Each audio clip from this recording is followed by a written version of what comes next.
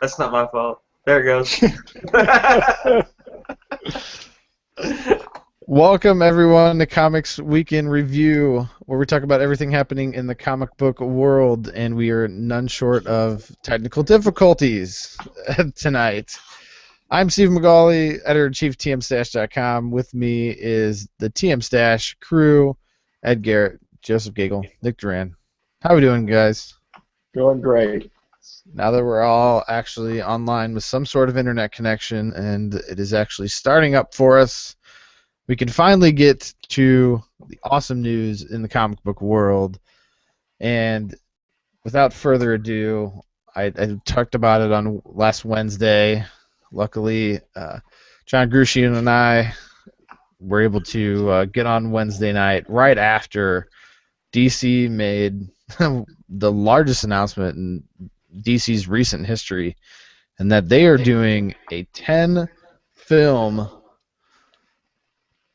deal between 2016 and 2018 where they are going to tackle Marvel's cinematic universe with this fantastic list of movies, including, let's see, Lego's Ninjago, Suicide Squad, which I know we were kind of excited about, Fantastic Beasts and Where to Find Them. That's going to be a J.K. Rowling book. Wonder Woman. Wonder Woman. Finally. Lego Batman movie, and Justice League Part 1, directed by Snyder, with Ben Affleck, Henry Cavill, and Amy Adams confirmed to reprise their roles. The Flash in 2018, Aquaman 2018, Lego Movie 2 2018, Shazam, Justice League Part 2 2019, Cyborg. Anybody see Cyborg coming? No, but that's going to be interesting. That could be a good movie. Green Lantern 2020, and then the third of the Fantastic Beasts. I'm reading off a Variety article. They had all this wrapped up under Warner Brothers. It's doing all this. Obviously, we're getting more Harry Potter movies, which is what it is. But on top of that, Warner Brothers is busy, to say the least, with all of these movies. With Justice League Part 1 and Part 2, I guess they saw what Avengers was doing, and they had to have a piece of the pie. So, Ed, what do we think of this? I'm just list of movies. Finally getting a Wonder Woman movie. That's a big deal.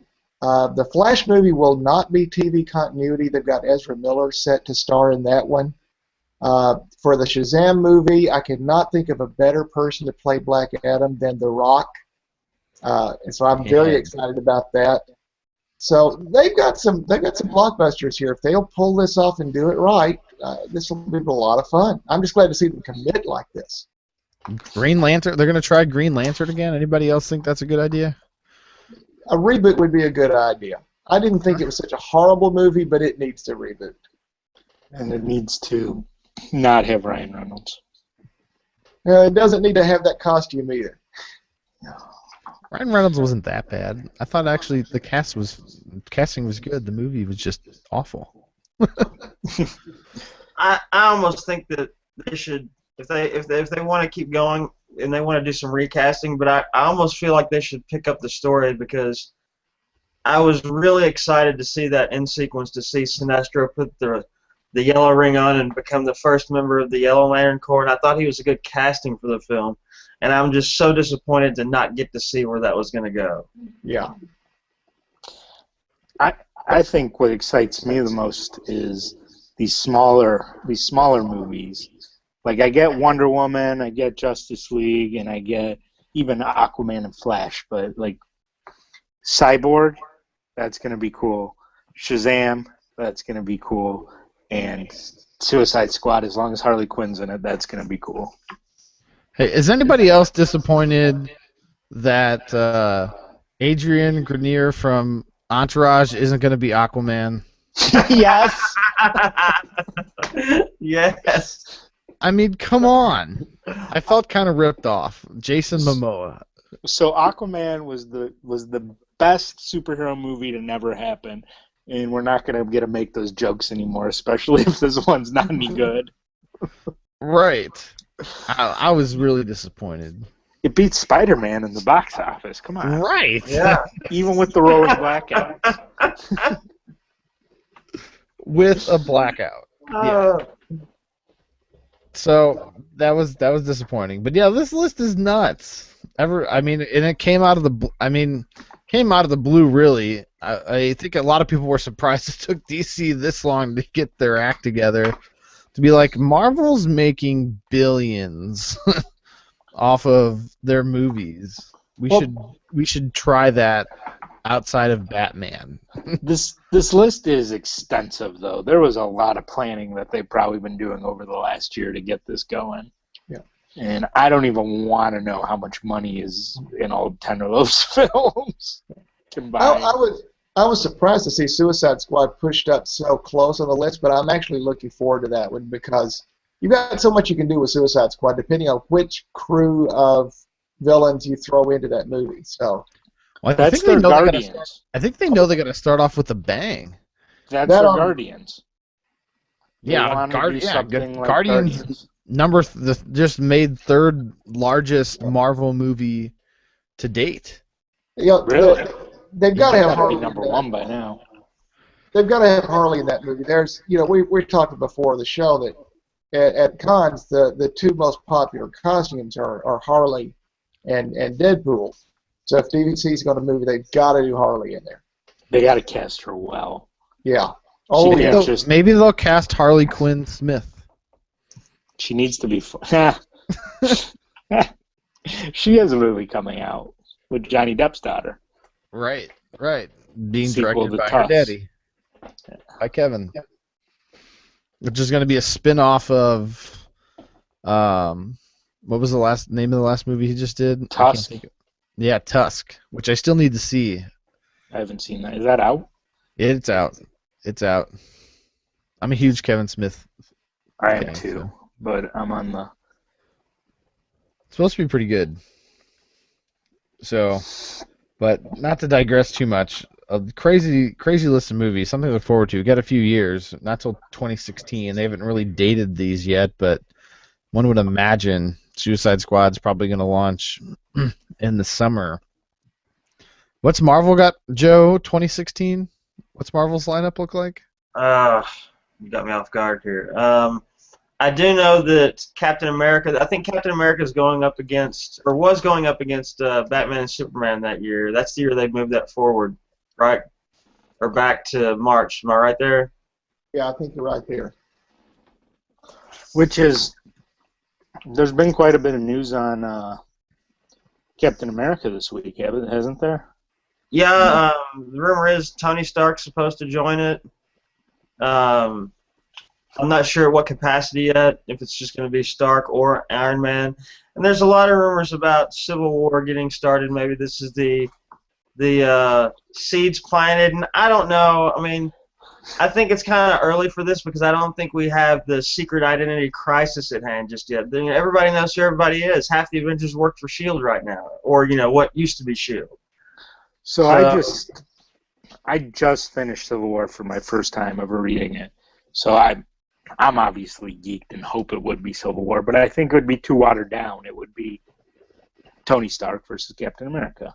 Now, I think if they planted the seed here and then maybe 5 years down the road they work towards it, maybe as another one of their long-term plans, it would be well. But since you just read it, you know how big a part of it Spider-Man was. That's what I was going to say. And he's not even. And of course they've been talking about a deal with Sony about them loaning Spider-Man. I think this would be the story they would loan him for, but you still have to have the identity, stuff going on. And I think that over time they'll be able to do it with they've got a bunch of movies down the pipeline, plus the television Netflix series characters.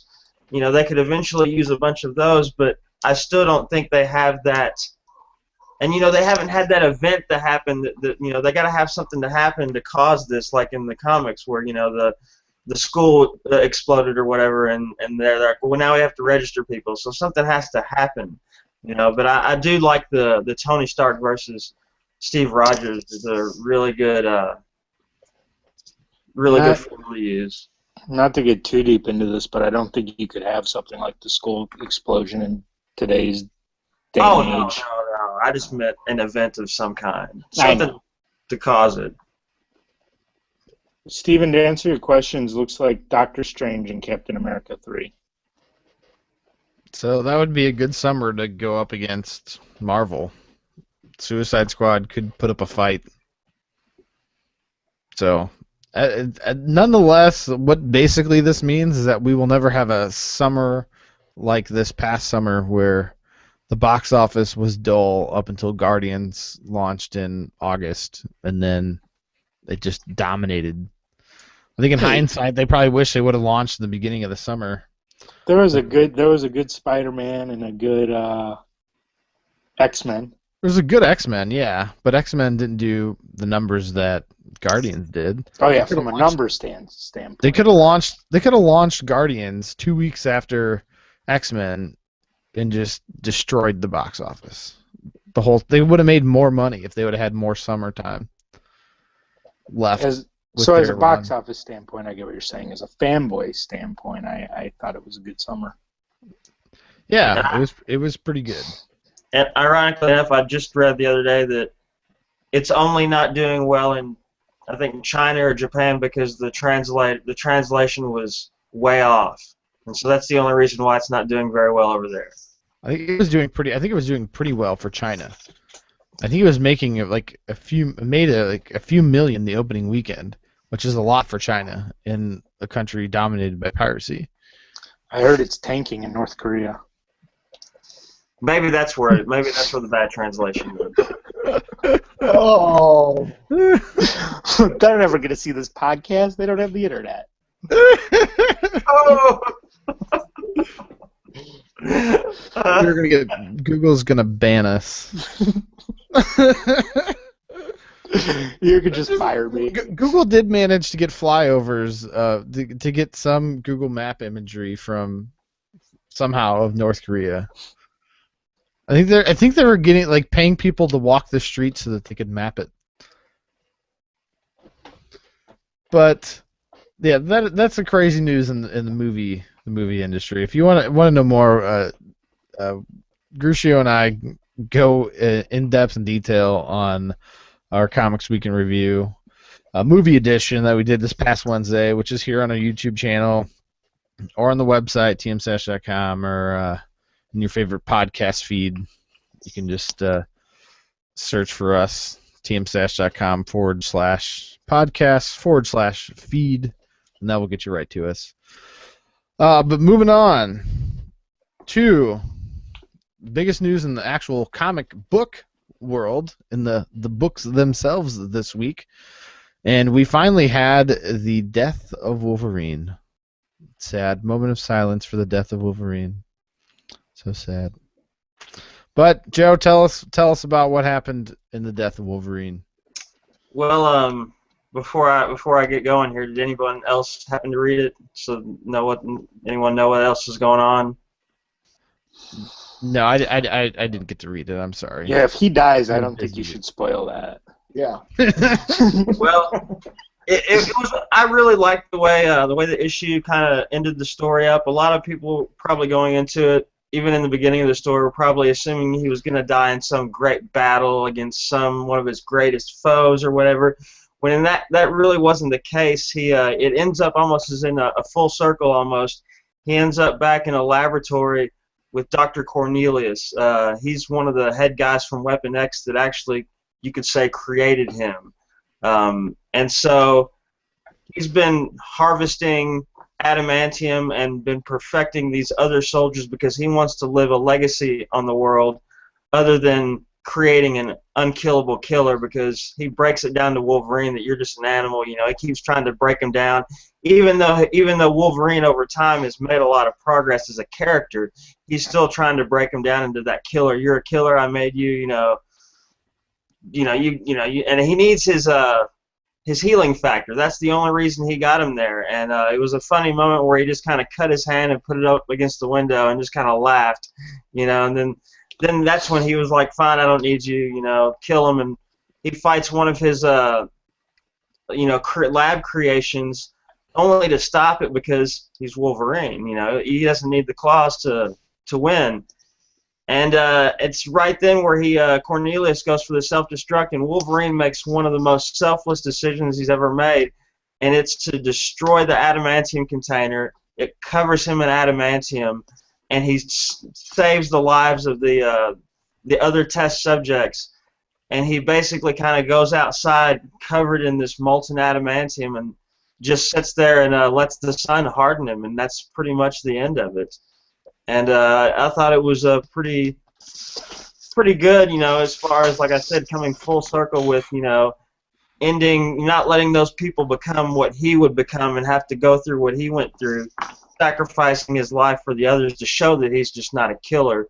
He's more than the animal. He's I guess you could say a man now. Oh, that sounds like a good story, and it's nice that he kind of went out, taking one for the team, but it's still the quote unquote death of Wolverine. He's covered in adamantium. He's quote unquote dead. Or in a super coma. Yeah.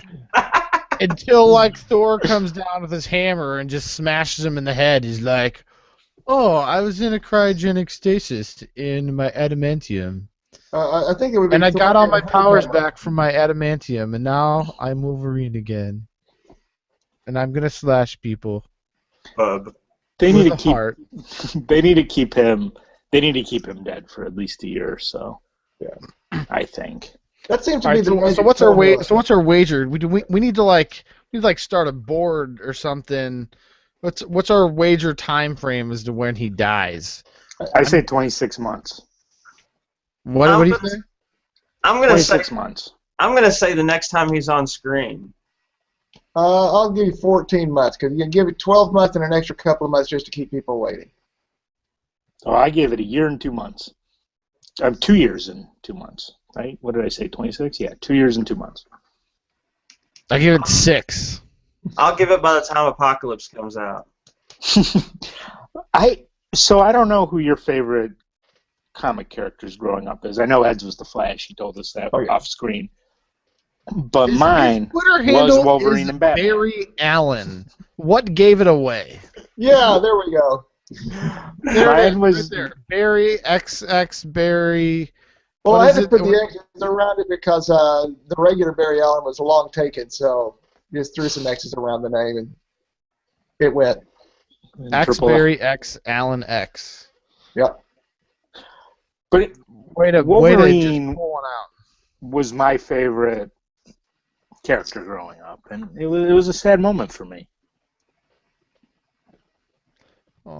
Though the supplementary issues this week, they had a couple tie-overs with the Wolverine and the X-Men and Storm, and those were okay. But the actual Legacy of Logan book was pretty good. You've got his son Daken, his clone X-23, Sabretooth, Lady Deathstrike, and Mystique all in this chamber where this guy has got him, and he's got a bunch of command words that he lets them know that, you've got 4 or 5 different words. One will do whatever I tell you, you'll do. Another is a kill command. It'll kill them if he just says the word. They'll die. And he's wanting to know about their life and their story. And I don't know where it's going, but it looks really good. And it's supposed to spin out into the Wolverines title the beginning of the year. So my biggest problem is with all this other stuff, it really haven't explained how his death has gotten out into the public. Like, they haven't really said who found him, how they found him. So it's just kind of been said as, well, that's the word on the street is Wolverine's dead. But you haven't really seen the moment of his death being discovered by anyone. And I really hope that's a story they tell in the future issue of one of these tie-ins. We need a funeral. Yeah, the only thing I gotta say is that his son's named Doc, and it just sounds like the name of a bad '80s hair band. Well, and he is kind a bad '80s hair band. He's got a mohawk, and he is kind of a bad attitude character. So that is kind of very similar to it. Yeah. All right. Well, speaking of Barry Allen, an ex-Barry Allen, the Flash. We talked about it. It's like all we talked about, like pre-show, while we had so many yeah. technical difficulties. I wish we were recording half of that. But now that we've had a few weeks with the Flash, I know Nick, you're not totally caught up to this week, but that's fine. okay. We It's- I've been watching Gotham. Gotham's been good. Arrow's been awesome, but followed it up with the Flash being the newest to comic book world hitting television. So, what are our overall thoughts on that? Well, let me give you a couple of quick things. The premiere of The Flash is the highest rated premiere in CW Network's history. Their second episode had about a 17% drop, which is pretty respectable. So it certainly is catching on with the audience. To me, it's my favorite comic book-based TV show to come along in years. And with all apologies to everybody else, it's Arrow fans or Gotham fans or S.H.I.E.L.D. fans. It's an unapologetic comic book story. And I'm loving every second of it. And of course, I'm biased because he is my favorite character as a kid. But they really have pulled this off. You know, my only complaints are the chest symbol being filled in with red instead of white, which is just me being anal about wanting the uniform to be live. And the fact that they had him grow up with Iris and have an attraction to her that now seems a little creepy since they grew up almost as brother and sister. But other than that, if you haven't seen the end of episode 2, I'm shouting at the TV. It was an amazing twist at the end of episode 2. Don't want to give it away, but it's a holy. I remember what happened because I don't. Yeah, it's a holy cow kind of moment there. Because I'm just shouting at the TV because it was just so amazing. They are throwing the kitchen sink at this show, so I'm loving every second of it. Wow, I got to see this. So you have only one legitimate complaint then about the show? Yeah, I mean, really, that's about it. One legitimate complaint and then one real picky over the uniform. I don't have a problem with the rest of the uniform like a lot of other folks do. You've got to have some things that translate for TV. So yeah, just the creepiness of the Barry Iris thing. I think, in my opinion, and you guys can correct me, I think uniforms are very important right now, and they have to make them in a way that look cool and not cheesy, like the old Superman who was basically just wearing spandex. You can't do that anymore. You need sweet uniforms. And who was saying Green Lantern's their favorite uniform? Yeah. Oh, that was a mistake. Oh, it was bad. Fail. Epic fail. But TV's, DC's doing better in the TV world than they are in the movie world, and looks like they're finally making that transition. We've talked about it at length here about how we were hoping that what they're doing on the CW would show up in the movie. So looks like they're laying down everything they need to, laying down the bricks to get it done. But will they get it done? Well, time will only tell. But I never thought of it that way. They really are dominating TV right now. Yeah, I really like the Flash. It was really impressive. My only little qualm with it, and it was kind of at the end of the second episode, and this is kind of a cliche thing. You see it not just the Flash, but how his love interest is going to be the reporter that's looking for the Flash, and it's kind of like, oh no, but that's kind of the way it works in the comic book world, anyways. Usually, so. Wasn't Iris West a reporter, Ed? She has been, but yeah, in the comics she was not specifically tracking down the Flash like Lois Lane was trying to track down Superman. Yeah, I mean certainly she tracked down any story, but she wasn't exactly a Lois Lane clone. We'll see what comes out of this one. Of course, there's several characters in the show that are brand new, like Joe West is new, Harrison Wells is new. They're bringing in some other familiar names, like Simon Stagg. I'm surprised they weren't going to do more with him because he's a character that comes from DC history. He was a big character in the Metamorpho series, and he's the father of Metamorpho's girlfriend. so I was surprised they weren't going to do more with him. But I think they're doing a few things that are just sort of like little Easter eggs there for longtime DC fans, while they're doing things for a more general audience at the same time. So it's sort of neat to see a few extra little nods in there. Like Cisco, who's in there in the comics, is Vibe. Caitlin is in the comics Killer Frost, who's more involved with Firestorm, and of course Ronnie Raymond is missing in the Flash, which he's going to come back at some point. And you've got a few others that are just sort of thrown in there, and we still don't know if Eddie Thawne is thrown in there as a misdirection, because Eobard Thawne was the first Reverse Flash, but could Harrison Wells be the Reverse Flash? We still don't have that answered. Although there are promises of that being answered. They have been filming scenes for the Reverse Flash. There are some leaked pictures that got online of someone in a Reverse Flash costume fighting the Flash in filming in Vancouver. So we're going to have something this season, and I can't wait. That'll be interesting. Ed, do you think they're going to go anywhere with that Grodd Easter egg they had in the first episode? They are promising that at some point we'll see Grodd. I saw that. I got very excited. Wait, Yeah.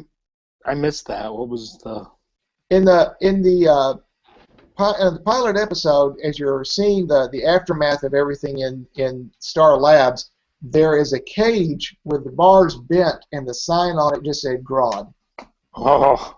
And I think they're going to tie everything really into the particle accelerator. They found their little Deus Ex Machina by saying everybody gained their powers from this event. So, Weather Wizard gets his powers from that event. Probably Grodd will be portrayed as an experimental animal that was given super abilities by this thing. And, we'll have everybody with that except for maybe Captain Cold, who does have a cold gun that supposedly Cisco builds, and that's what we're seeing at least in some early scenes from. That'll come up later in the season. So this one's definitely more, and I was saying this the other day, it's definitely more superhero-y than their other shows. It's not as relatable as the Arrow or Gotham. Yeah, this is a comic book show. Absolutely 100% unapologetic, going to the wall comic book show. And that's what I like about it. There's no reason to apologize. When you've got a guy who runs faster than sound and maybe even eventually faster than light, there's no reason to try to pretend something else is normal. So just have fun with it. Good stuff. I love it. I love the Flash. It's gonna be. CW's just got an awesome lineup of stuff. Gotham's doing pretty well too, so it's a good time. So like we just keep saying, the comic book world just keeps bleeding more and more and more into the mainstream, and that is awesome. That is awesome for everyone. And if I remember correctly, doesn't Constantine start up towards the end of the month sometime? Yeah, I think it starts next week. On Fridays? Is it yeah, this it's Friday starting or in the next few days. I think this Friday. I may be wrong, but it's coming up soon. So it looks like we're going to have a comic show nearly every day of the week. I don't think I'm going to be able to convince someone that I can watch a comic show every day. Yeah, that's why I married a nerd. I'm working on converting. We can help you with that. So let's see. Yeah, Friday, October 24th. So this Friday, Constantine starts. So it's huge. So you have that to look forward to, and we will definitely be talking about that next week. Definitely be watching that. But moving away from TV, back to comic books. What do we have this week in the comic book world outside of the death of Wolverine, Joe?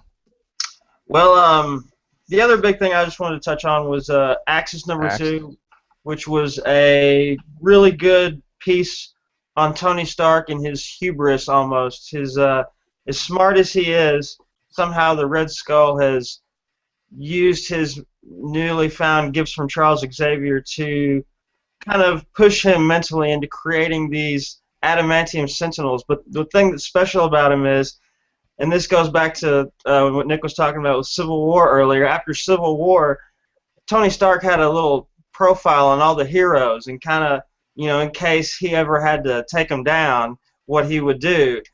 And so the Red Skull kind of found that knowledge and exploited it, had him secretly create these Sentinels, and they basically neutralize the hero with little effort, and it makes this battle with him nearly impossible, because even though you've got the Avengers, the X-Men, and the Inhumans all coming down on these things, they're easily just taking him out. The only loophole in it is that he figures out, wait a minute, Magneto's the only villain there, and he's like, they're not going to come after you because you're not a hero, and I programmed him this way. But even Magneto has a tough time, and he just kind of takes off, and they're like, hey, where are you going? And in probably one of the coolest pages, that was the last page, just when the Red Skull has neutralized everyone but Tony Stark, is sitting there giving him the old villain, diatribe of, there's no one left to help you now, Then Magneto shows up with this awesome rogue gallery of villains. He has gone off, and this kind of goes into his own issue that they came out with last week, where it shows him approaching different villains, saying, "Hey, we need to, get together and before, it's too late for everybody," kind of thing. And he gets a really good, and even there's the old funny moments with Deadpool, like where him and Carnage look at each other, and Carnage is like, I'm going to have a word with you later. There's a lot of good moments, but the next issue where it's going to be basically the villains teaming up against the Onslaught, and it should be very exciting. Sounds pretty cool. I had no idea. They're doing a wow. Rick Remender.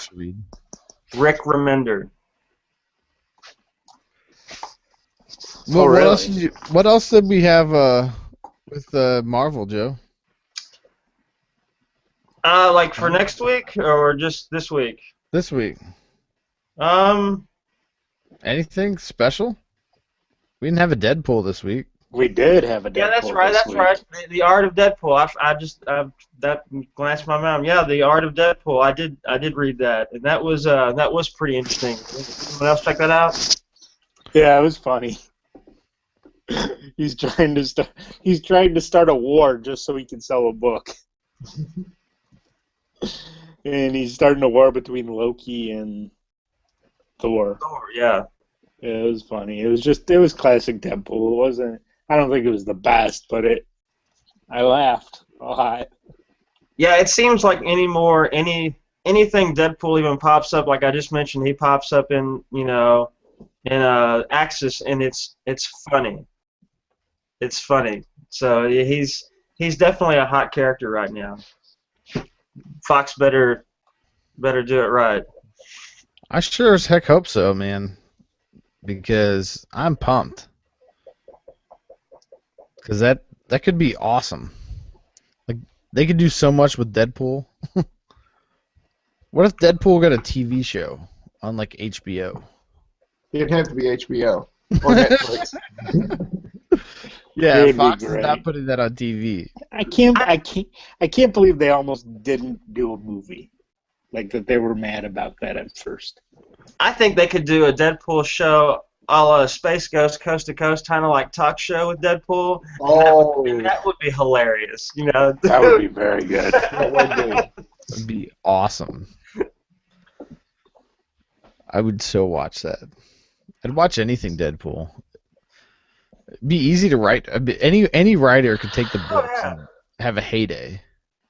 I think I'm not sure if I agree with that. I was thinking about what I want to write a Deadpool if I could, and I'd be so worried that I wouldn't make it funny enough. Yeah, you have to have that right balance of humor and that kind of humor, and you have to break the fourth wall, because that's what he does all the time. Yeah, he does. Do you know who would write an awesome Deadpool? Kevin Smith. Yep, exactly. He would be perfect. Do you remember Quiver? That was funny. I don't. When he wrote Green Lantern, that was funny. He had some risk. It was the first time I heard, not the Green Lantern, the Green Arrow, where I heard him have some risque jokes. Yeah. Kevin Smith will bring that out for sure. he referred to the Sherwood Forest. I need to probably go read that. I haven't read that series. Yeah, you can. It's bundled somewhere online. You can get it on Comixology. Everything's out there if you want to read it. Yep. But Ed, what do we have in DC World? One of the interesting things we were talking about Axis with Tony Stark having all the information on how to combat every hero in the Marvel Universe. Batman in the DC Universe has how to combat every DC hero. And while Batman is off fighting in Apocalypse trying to track down Damian in Batman and Robin 35, the rest of the Bat family, or at least Tim Drake, Batgirl, and Red Hood, go to Alfred for some help and find out how to use Cyborg against his will to create a boom tube so they could follow Batman to Apocalypse. And then they're spending the rest of the issue trying to track him down. And of course, Batman has a little box with a symbol on it for each of the heroes of the DC Universe and how you can do something about them. The 3 weeklies they've got, all of them are good. DC's figured out how to pick your pocket on a weekly basis now. Batman Eternal 28, there is someone who dies in this issue, and it's going to force Catwoman to make a very critical choice that will affect the future of Gotham, and it's something they've been alluding to ever since, and I want to say it was Batman 28 when they did the preview of Batman Eternal, but you're seeing one of those things come to fruition in this issue of Batman Eternal 28. Futures in 24, the team that was on the Blood Moon is trying to get away from Brainiac's drones. And Ed froze. At the end of the... Oh, goodness. Can you hear me now? Yeah, you're hello, back. Hello. All right, good. Futures End. At the end of the issue, just a little spoiler here, Superman's finally returning into action, at least meeting up with Constantine and maybe getting ready to come back into action. Earth 2 Worlds End, number 2. They find out how they've been able to get all these parademons. Apparently, they're taking humans and turning them into parademons in a rather painful and grotesque process. And then there's the Furies are showing up. And while Bedlam's losing his grip on the 2 different Mr. Terrifics, apparently one of these Furies is gaining a grip on the Wonders, on the heroes of Earth 2. That looks to be a really good one. And then Justice League 35 starts the Amazo virus. And what was really cool about this one is it starts off with a public partnership between Bruce Wayne and Lex Luthor. Lex knows who Batman really is with the events of Forever Evil. So they've agreed to partner, but Bruce is just doing it so he can get into Lex's lab, and he gets to see the next version of Bizarro Superman incubating in a tank, and then he finds out a couple of other secrets, one of which starts this whole thing. The Amazo virus gets let loose at the end of this issue, and apparently it's going to have some pretty serious repercussions for the whole DC universe in the next few issues of Justice League. So that looks pretty cool. There was, by the way, there was a couple of indie comics out this week that I wanted to catch on. Jim Henson's The Storyteller was out. That was another beautiful, gorgeous issue that came out of Boom and Archaea. And then the 12th Doctor finally got his own book, Doctor Who, the 12th Doctor #1 from Titan, came out, and they really perfectly captured the feel, that sort of darker feel of the 12th Doctor. And I'm really enjoying that comic as well. Awesome. Joe, what do we got coming up this week? Not as big as last week, but still pretty good nonetheless. We're going to lead off with Avengers and X-Men and Axis #3. Nick, if you'll remember, Evan getting speared through in the first one, they said a huge villain is supposed to return, and I think it's going to be Apocalypse. So that'll be something to look out for to see if he shows up, because I've seen him on a cover of one of the books. So I've been hearing about this. So that should be big. It's the tie-ins for Axis this week will be Hobgoblin #1. He's one of the villains that Magneto recruited, along with Deadpool, and that's going to be a tie-in for #36. And all new X Factor 15 will be a tie-in. Amazing Spider-Man #8 will continue the Edge of Spider-Verse that kicks off next month. Legacy of Logan #2. It's going to be a story based on X-23, I believe. Cyclops number 5, X-Force 11, Amazing X-Men number 12, New Warriors 11, all new Ghost Rider 8, Avengers 37 to continue the Time Runs Out storyline, and there's been a Thanos comic been released the past few weeks. It's based off of I guess an Infinite comic that was released after Infinity, but it's been pretty good. This is the 3rd issue, but it's based on his son, Thane, who is just trying to travel the cosmos, trying to figure out who he is and who his father was. So it's been pretty neat. And that's all I got. That makes me laugh. It's like, well, the father's the evil villain, but the son doesn't quite know what he wants to do. He's off on after college. He's gonna go find himself, backpack the galaxy. Well, yes. Over at DC, we've got Arkham Manor number 1. This is where Arkham Asylum is no longer an option, and they're moving into Wayne Manor. Are we? We're gonna finally learn how this happens. Supposedly. And then Slade gets his own comic in Deathstroke number 1. Then the latest Multiversity comes out called The Just, and this is set on Earth 16, also known as Earth Me, with the kids of the heroes, including a version of Donna Troy showing up here. But these guys are no longer facing any real threats. They're basically interested in paparazzi, and then a real threat comes into their part of the universe. We'll see how they deal with it. Batman Eternal 29, finally Jim Corrigan lets loose. Uh-oh. Spectre. Froze a little bit there, Ed. Oh, I'm sorry. What part did you miss? I was catching. You're about to say Lex Luthor, I think. I heard Jim Corrigan. Jim Corrigan lets the Spectre loose. We've been waiting for him for a while. Flash 35 will have Barry versus Future Barry. And then Catwoman is where she finally takes over as the crime boss of Gotham.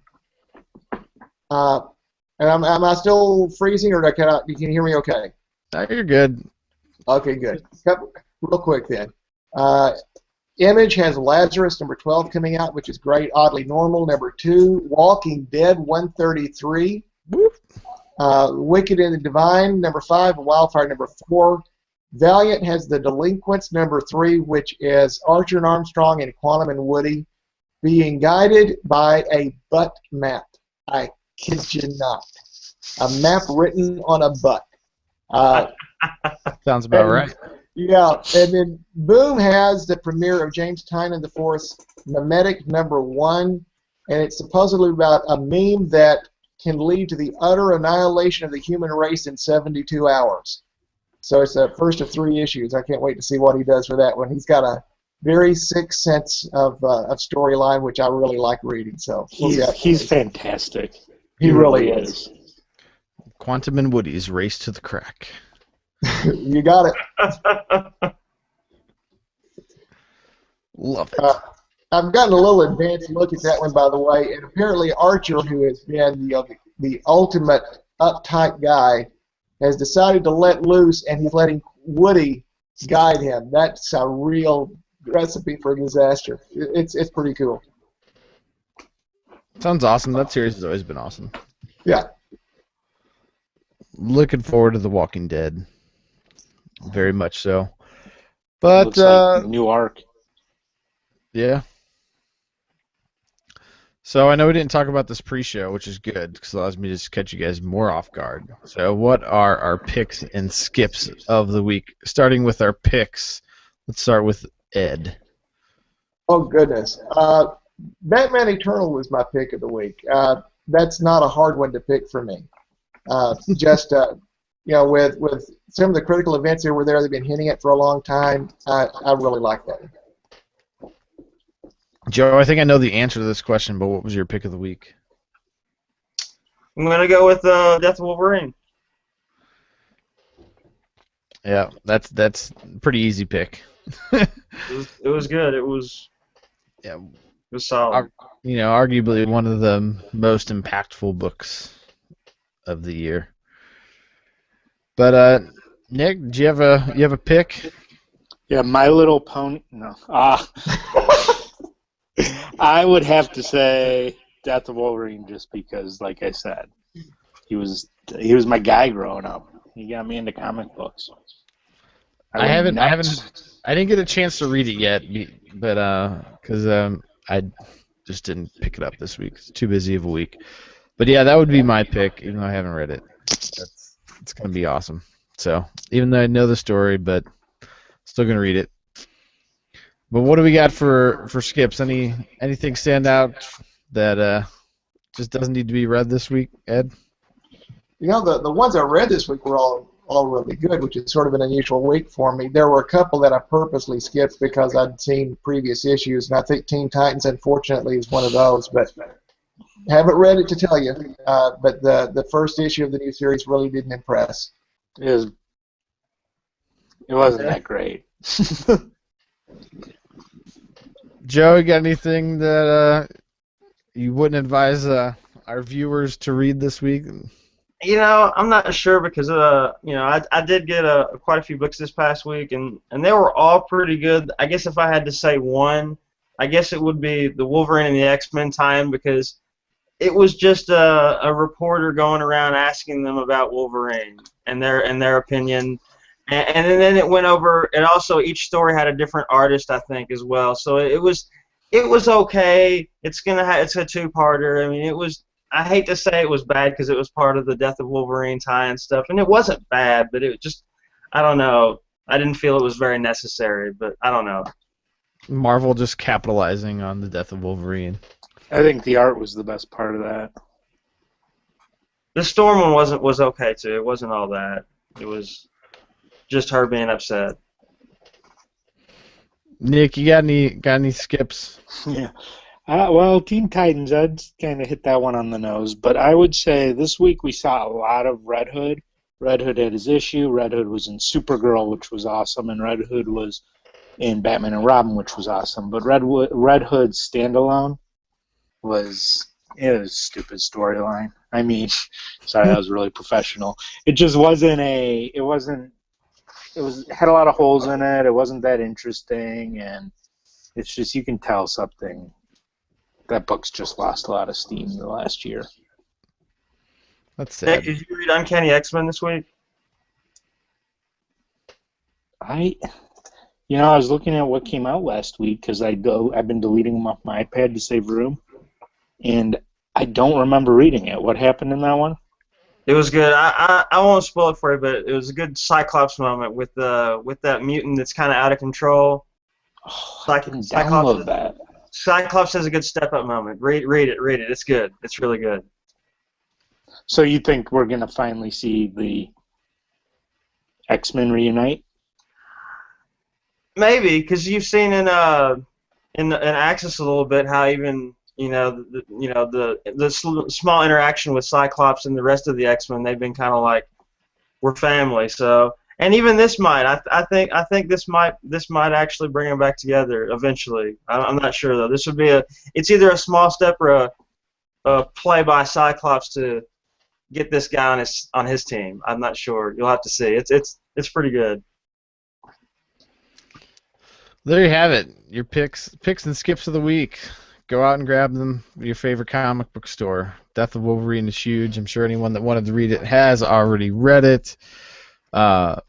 Uncanny X-Men sounds like another good pick. Batman Eternal's always good. Sorry, Teen Titans, but you're just not cutting it. But that does it this week for Comics Week in Review. For more information on us, you can find us at TMStash.com. We're all on Twitter. Ed's, Mr. Barry Allen, Barry X Allen X. Joe at Geronimo Gagel. Shocker. Nick, you're on Twitter ever? There we go. There it is. He's got his lower third. Raise it up a little higher. I'm the techie here. Yeah, there's his awesome lower third, Danger Duran. Danger Duran underscore at Danger Duran. Duran. I love it. I am at Stephen McGauley. all on TMStash.com. Follow us there. All the latest news in comics, movies, TV, everything geek. Maybe adding some more to that here as we possibly get some more writers. So be looking for maybe some new sections on the site. If we can make that happen, we will. But thanks so much, everyone, and keep reading the stash. Have a good night.